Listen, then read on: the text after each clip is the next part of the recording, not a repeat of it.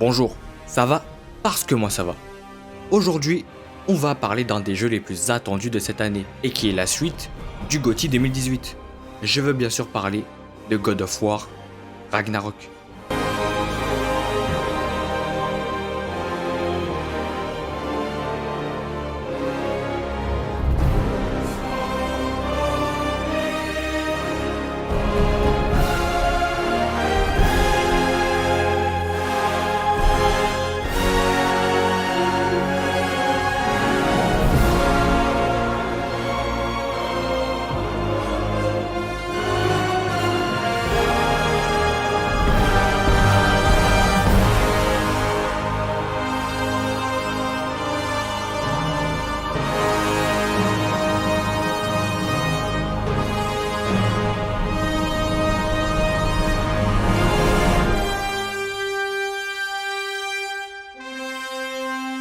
God of War Ragnarok est un jeu de type action-aventure et est toujours développé par Santa Monica Studio et toujours une exclusivité Sony.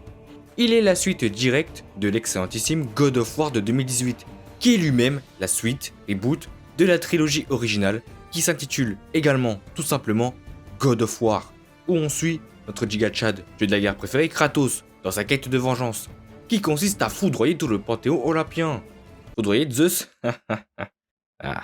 Et l'épisode de 2018 marque le début des aventures nordiques de Kratos et de son fils Atreus. Mais que nous raconte ce God of War Ragnarok?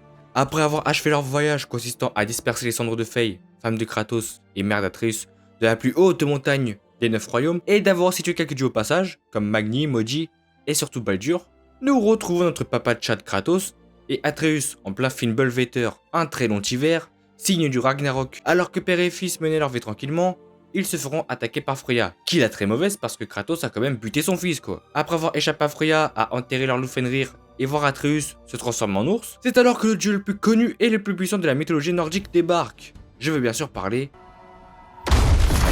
C'était quoi? Ton arc.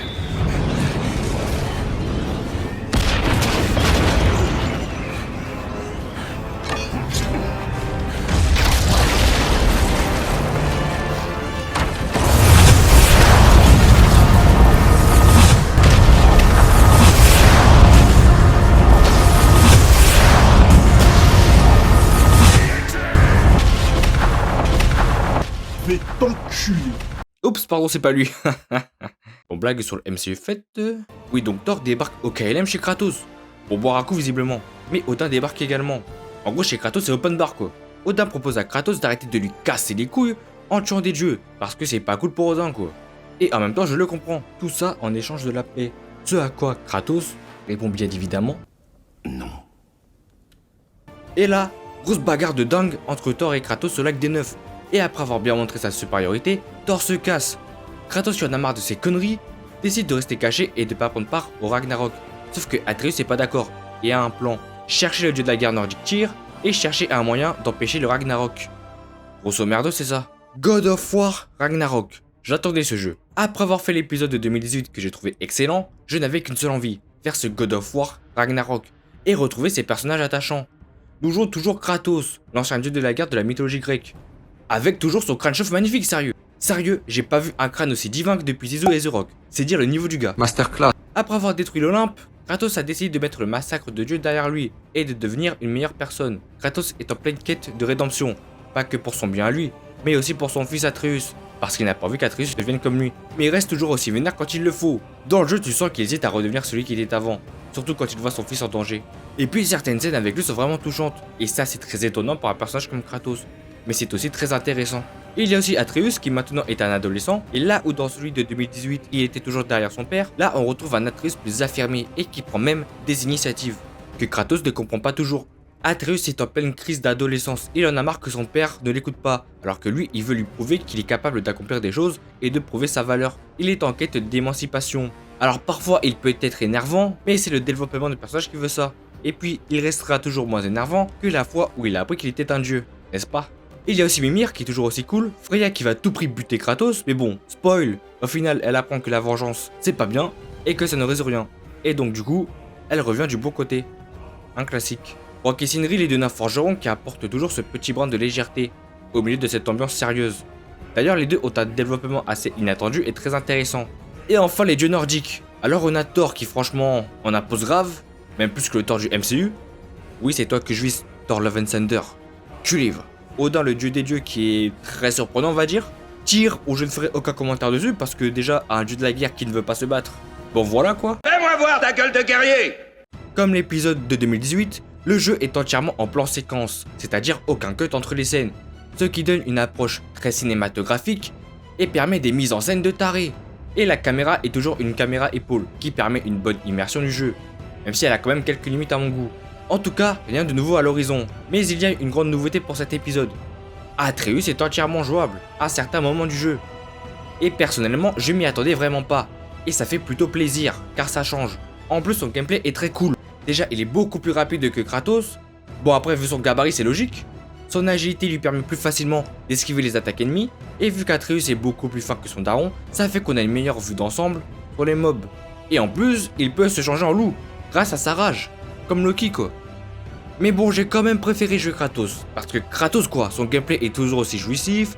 On ressent vraiment une sensation de puissance, surtout avec les finish moves, où tu te dis, ah ouais quand même le gars est pas là pour rigoler quoi. Au niveau des armes, on a toujours la hache Léviathan qui permet des coups mortels, un pouvoir de gel, et aussi de l'utiliser comme projectile et la ramener vers nous, avec autant de style, au point de foutre le seum à tort.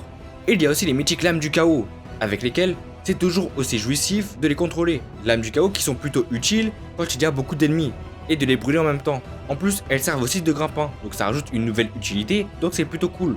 Et les deux armes combattent bien ensemble. Par exemple, avec la hache, on peut geler les ennemis, puis switcher directement sur les lames, pour faire plus de dégâts grâce à l'altération d'état. Et inversement, Kratos a toujours aussi sa rage de Sparte, déclinée cette fois en 3 versions.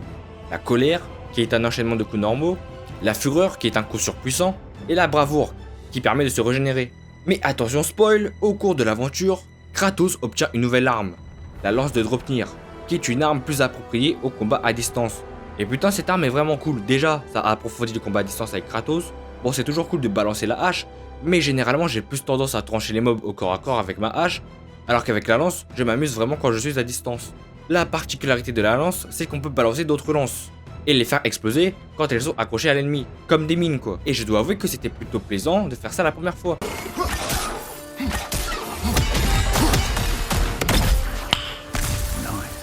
Et elle permet aussi d'atteindre des endroits jusqu'ici inaccessibles pour Kratos, en explosant des rochers qui nous barrent la route, ou de planter des lances nous permettant de monter dessus ou de s'élancer pour atteindre une autre plateforme. Bon certes, cette arme n'a aucune portée symbolique comme la mythique scène où on récupère les lames du chaos, mais le feeling est vraiment bon, et tant que le feeling est bon, eh ben c'est pas dérangeant. Bon, maintenant, faut le dire, mais le jeu est vraiment beau. Et c'est pas beau comme agréable à l'œil, non, c'est beau. Y a pas un seul moment où je me suis pas arrêté pour admirer tout le paysage des nouveaux royaumes que je visitais. J'étais subjugué de Svartalfheim, de Alfheim ou même Vanaheim. J'étais vraiment sur le cul. Parce que oui, cette fois, l'intégralité des 9 royaumes sont explorables. Enfin presque. Juste Asgard, Jotunheim ou t'y vas juste parce que le scénario t'y oblige. Chaque royaume a son identité visuelle. Svartalfheim, c'est les plaines, Alfheim, le désert, Jotunheim, la forêt, Muspelheim, la lave, Midgard et Niflheim, la neige. Vanaheim a la particularité d'avoir en plus une grande zone ouverte. D'ailleurs, on réexplore Midgard, mais sous une version différente. Vu que Fimbulvetter a fait des ravages, tout est gelé, même le lac. Ce qui fait qu'on peut plus se promener en bateau sur le lac des Neufs, mais en traîneau.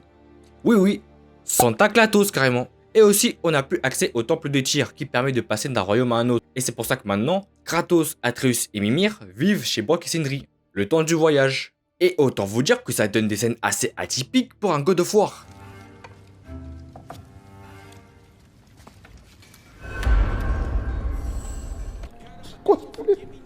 Mais les environnements ne sont pas les seuls à avoir reçu ce traitement particulier. Il y a aussi les personnages. Je veux dire, regardez Kratos, tous les détails sur son visage. Du coup, ça aide à faire passer les émotions du personnage et de le rendre attachant dans les scènes touchantes. Oui, ils ont réussi à rendre Kratos attachant, qui l'aurait cru. Le jeu a un très bon scénario. Et va même, si je puis dire, à l'inverse de ce qu'on attend d'un God of War. Avec des plot twists auxquels je m'y attendais pas, il porte aussi un beau message et une bonne philosophie sur le destin, comme quoi le destin résulte de tes choix, et que personne n'a le contrôle sur notre vie. Et surtout, la relation Kratos-Atreus, qui est vraiment très touchante, et qui peut parler aux pères de famille, mais aussi surtout aux jeunes comme moi. Bon, je suis plus un gamin, mais j'arrivais vraiment à me retrouver en Atreus, dans certains moments du jeu. Mais je comprenais aussi les choix de Kratos, où carrément j'étais vraiment à 2 doigts de lâcher une larme. Non, je déconne pas. Comparé à l'épisode de 2018, on a enfin un bestiaire varié, et pas juste des drogards.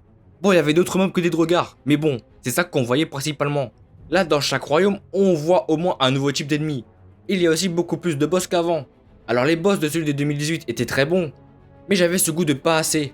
Si on oublie les Valkyries bien sûr. Alors que là, niveau boss, que ça soit obligatoire ou optionnel, on est servi. Boss qui sont toujours aussi cool. Mais mes préférés au niveau de la quête principale reste le premier combat contre Thor que j'ai trouvé ouf en termes de mise en scène.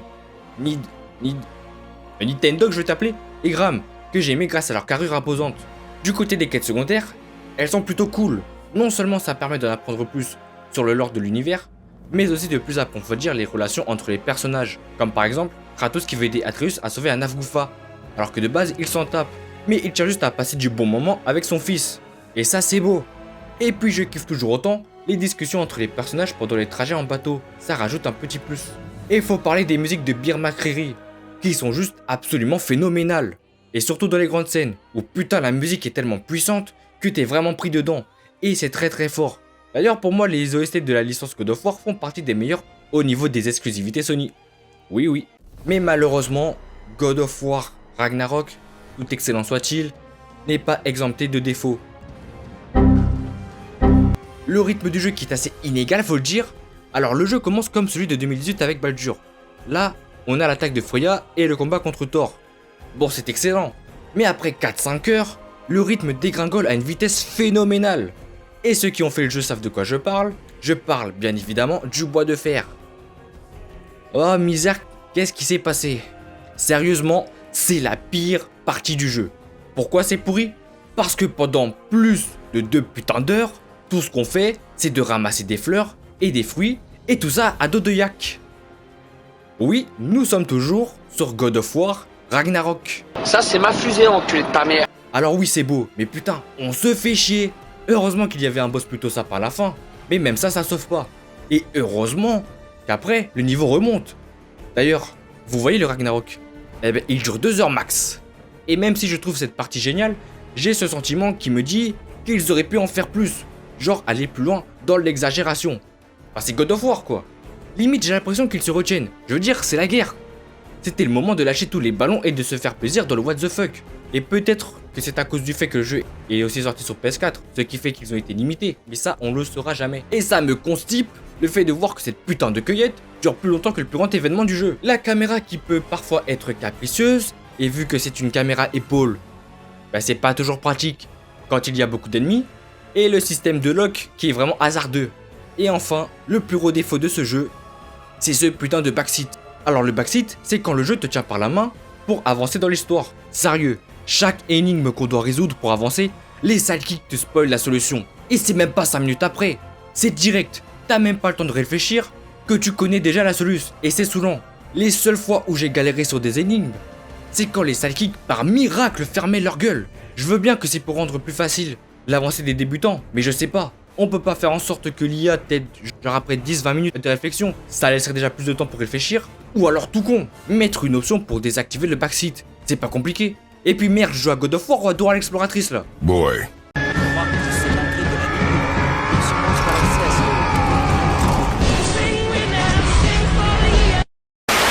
Mais malgré ses défauts, j'ai adoré mon aventure sur God of War Ragnarok. Oui, il est pas parfait, c'est pas un chef-d'œuvre, mais il reste pas moins excellent. Le feeling est toujours là, et j'ai kiffé retourner dans cette mythologie nordique. Et de péter des gueules avec Kratos. De revoir aussi tous ces personnages que j'adore, et j'adore visiter des royaumes, tout en me laissant emporter par son scénario et son message de fond. Je sais que des gens sont déçus, parce qu'il ne réinvente pas la formule. Mais ce n'était pas son rôle, c'était le rôle de God of War de 2018. De réinventer toute une saga et de casser les codes. Le rôle de Ragnarok est le rôle d'une suite, c'est-à-dire améliorer la base du premier épisode et de rendre l'expérience meilleure. Et Ragnarok le fait très bien, c'est pour ça que je ne suis pas déçu. Mais en y réfléchissant, et en digérant bien le jeu, et c'est pour ça que j'ai pris du temps à faire la vidéo, je voulais prendre du recul et pas faire une vidéo à la volée. Mais je dois bien avouer que ce God of War Ragnarok manque d'un truc. C'est la surprise de l'épisode de 2018, c'est-à-dire la découverte de ce monde, et de ce changement radical, et ce petit charme que ce jeu avait. Puis enfin, je trouve que le jeu donne une fin plutôt satisfaisante à cette saga nordique, et plus particulièrement pour Kratos, parce qu'il le mérite enfin. En tout cas, God of War Ragnarok reste un excellent jeu pour moi. Certes, il ne satisfait pas tout le monde, mais au moins la qualité est là. Et surtout, le travail dessus est fait. Et pour la prochaine mythologie, parce que c'est sûr qu'il y aura d'autres jeux, j'aimerais beaucoup la mythologie japonaise, genre tous les trucs de fou possibles à faire avec. Genre Kratos contre Fujin, Raijin et tous les autres. Je veux ça, bordel. Bon allez, bye, je retourne péter des gueules avec Kratos. Ciao.